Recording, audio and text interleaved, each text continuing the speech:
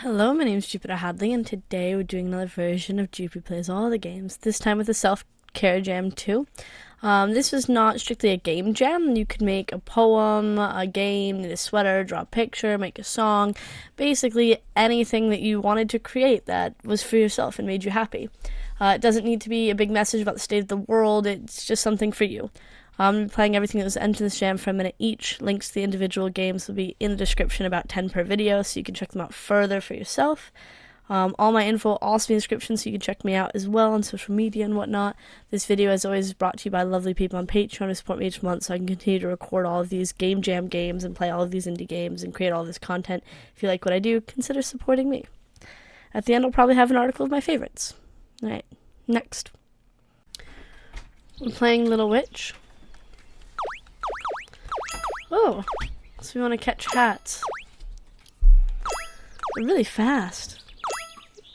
Well, she's so cute when she's like got stars above her head. This main character graphics really nice. Ah, oh, so as soon as you drop one, that's it, game over. It's a very simple game, but it works well.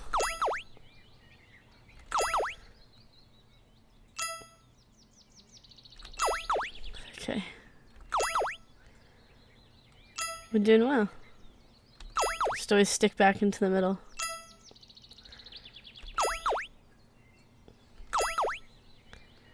Right, next. We're playing Mind and Heart. You are Caroline, a highly successful law student who just graduated at the top of her class, and you were offered a job at a big international law firm, which has been around for over 70 years and is considered one of the most prestigious law firms around, and a leader in the field. This would be a great step in your burgeoning career. It would give you many valuable experiences and open numerous doors for your career in the future. However, you feel conflicted because this firm is known for being very profitable and result-driven, and not really known for putting people first. You see your place in the world as defending people who can't do it themselves. To you, ethics and morality are very important. You enter a bright and colorful bar that just opened up in the city center. It's one of those new chic bars that everyone is raving to get to, although you consider them overpriced and tacky. This place is crowded because the bar has been the talk of the town for the last few months. You would have preferred something more low-key, but your friends wanted to go here, so what the hell. You can see your friends at a table, and you approach them. You sit down by your two friends, greeting them. Jared is a self-proclaimed artist who lives life by what he feels and wants. He's very in touch with his feelings and often finds depth and meaning in even the most mundane things.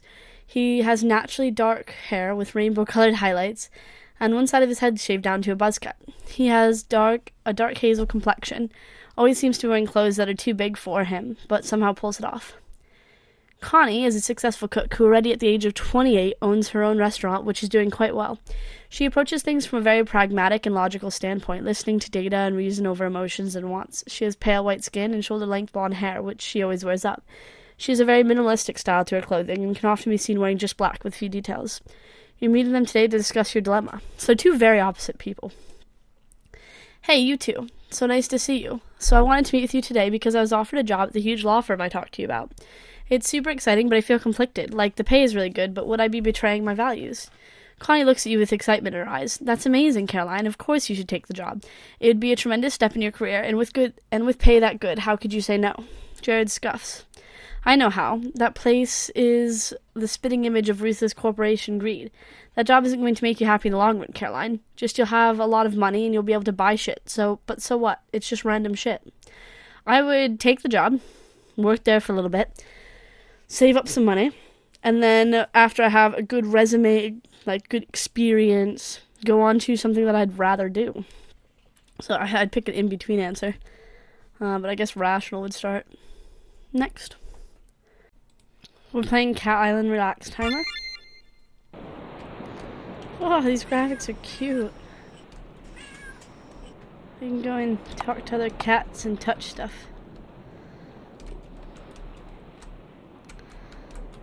Do you want to be relaxed?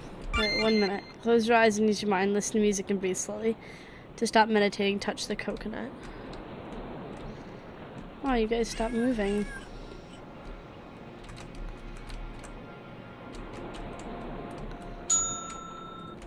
Huh. So for that time, you're supposed to just listen to the waves and the calmness of it. Obviously not continue playing, just keep your eyes sort of shut. The graphics are really cute. I like little footprints, or paw prints I should say, on the beach.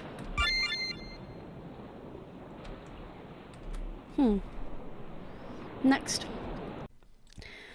We're checking out triggers for your sleep and relaxation next. This is a tool. It's a web page that you sort of open up, and then it's got this timer on it.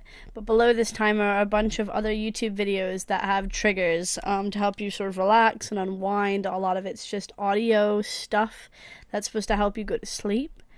And yeah, so that's, I guess, just a tool and a sort of compilation of stuff that can help you sort of relax and go to sleep and whatnot.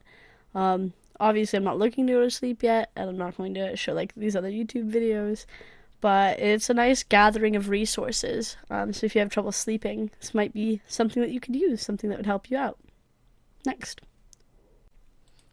We're checking out Small Garden, and it's got like 1_001. Oh, I've planted some stuff. So I think this is sort of just a page that you can kind of interact with to make your own garden. Let's put a couple of houses at the top of the garden. And some people. I'll be twins. Alright. I need some bushes and trees. I can actually go like this and just hold it down. Some different flowers.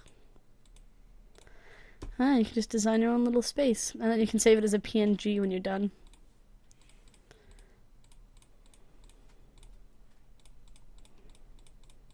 It's like the forest line. I like these flowers specifically, the way they look is super funny. It's cute. Next. We're checking out Dreamtune. It says make a tune to space out to, or just mess around. So this is like another sound thing. Oh, you can just restart there. Oh, that's pretty. I kind of like this one. I don't think I like this one. Ooh. I don't understand how people make these tools that I can then play with and my sound comes out good. Because I'm not good at music or sound or making things sound good. But somehow, these things, these little toys, make the sound great. And that's wonderful. Oh, I don't like that one. Let's take it off. This one, this one, this one, this one, this one. There's my noise. Next. We're playing Will. You're sitting on a brown leather chair, uncomfortable. You never thought this day would arrive so fast. Check the time. You shake your wrist on a mechanical move and adjust the watch with your right hand, bringing it in front of your eyes. 15:37. She was late. It was a gift from your brother. Real gold, see that? I hope you like it because I'm never buying you something so expensive again, he would laugh. And he sure as hell never did. May he rest in peace. 15:38. The door behind you opens. Look back. Oh, hello there. Sorry to keep you waiting. She smiles, apologetic. Stand up to greet her. You stand up and shake her hand. She has a firm grip and a decisive look. Shall we start? She moves to the other side of the desk and sits on a big fancy brown leather chair, probably older than you. Yes, of course. She opens a yellow folder and takes out a pile of paper. Okay, so we already agreed on the draft. Now we just need to get through the list to confirm the beneficiaries. Not affirmatively. Okay, so let's start with the elephant in the room, the house. It's 3-bedroom, 2-bath, 3,000 square feet, with the whole property being about 3 acres in total. The house was built in 1986 and has been appraised at $325,000. Who's taking it? Would any of them want to live in a small town in Wyoming? It is a nice view of the mountains. You're sure David would appreciate that. Martin hates the cold, but he doesn't own a house yet. Maybe by the time you...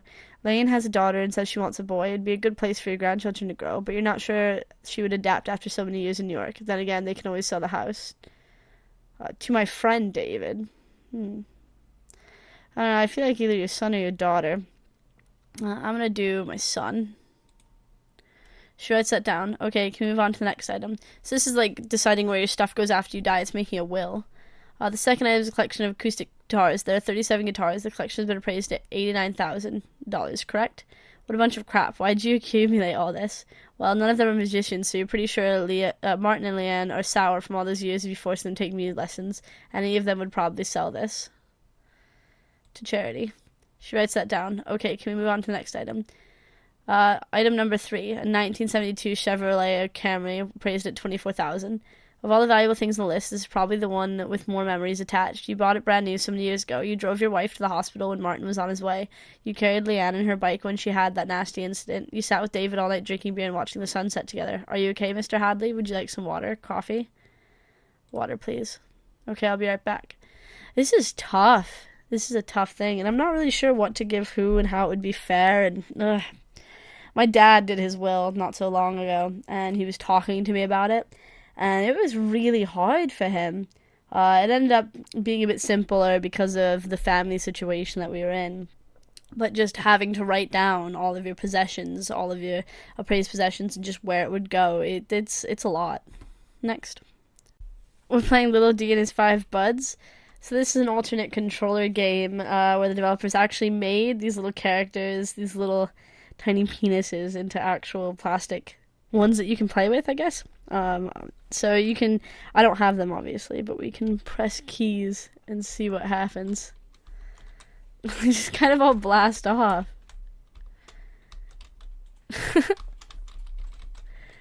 This is a wacky little game.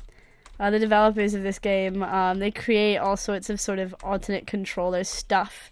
Currently working on like a 1,000 button project, which is this like massive arcade cabinet-y thing filled with lots of buttons.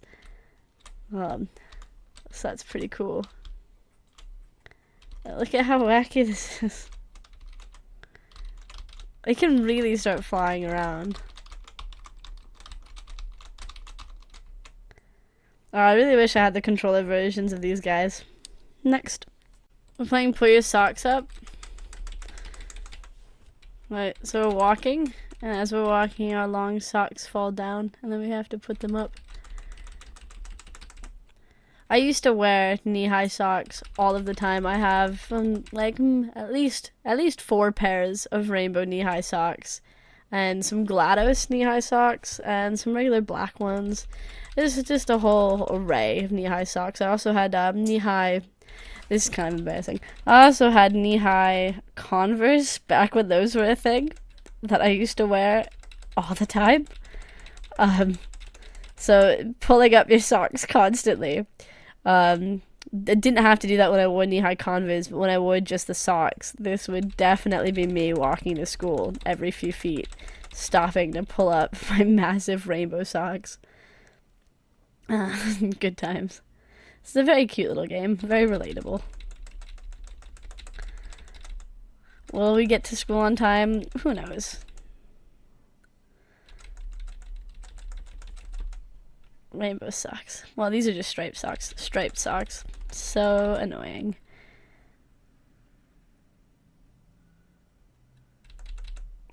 No. It's just watching them fall down. Next.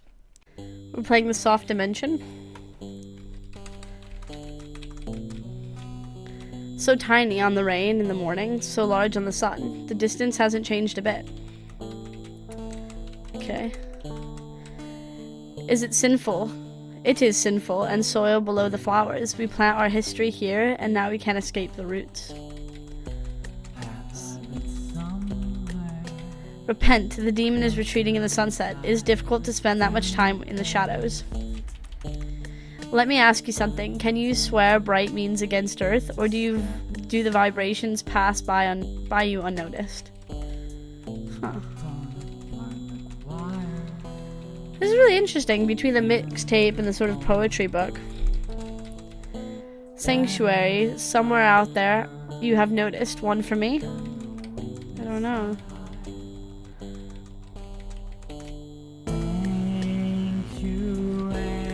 I can only see what lies beneath. It is all I know. I wish that I could not. I would love to tread the surface. Wow, this person's voice is super nice.